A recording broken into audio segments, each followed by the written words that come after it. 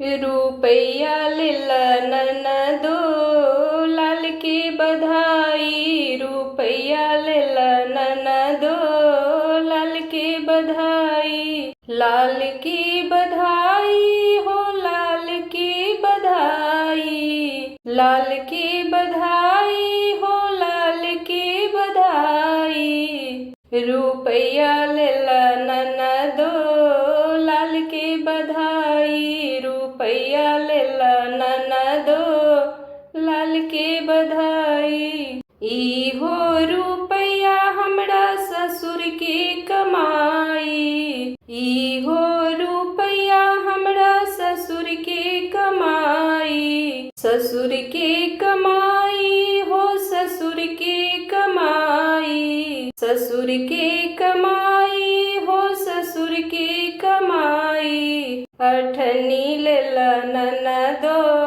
लाल की बधाई। अठनी लेला ननदो लाल की बधाई। लाल की बधाई हो लाल की बधाई। लाल की बधाई हो लाल की बधाई। अठनी लेला ननदो लाल की बधाई। अठनी लेला ननदो लाल की बधाई। इहो अठनी हमरा जेठ की कमाई।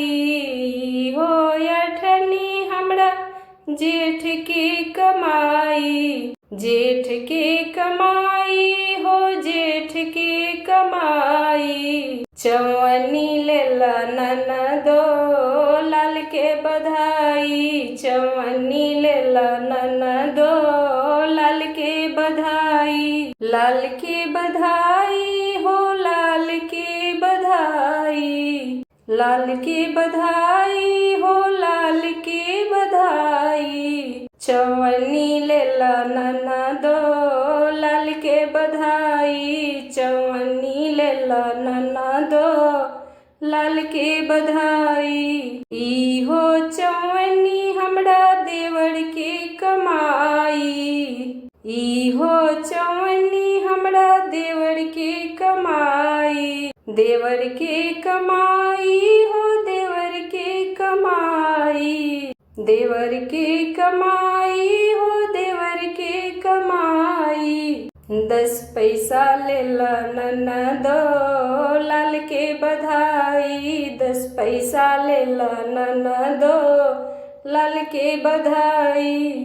लाल की बधाई हो लाल की बधाई। लाल की बधाई हो लाल की बधाई। 10 पैसा लेला ननदो लाल के बधाई। 10 पैसा लेला ननदो लाल की बधाई।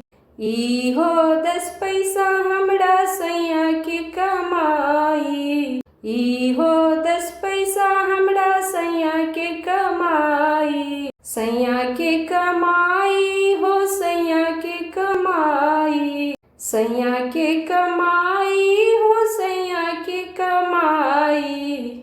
तू ठुलू लेला ननदो लाल के बधाई। तू ठुलू लेला ननदो लाल के बधाई। रुपैया लेला ननदो लाल के बधाई। रुपैया लेला ननदो लाल के बधाई।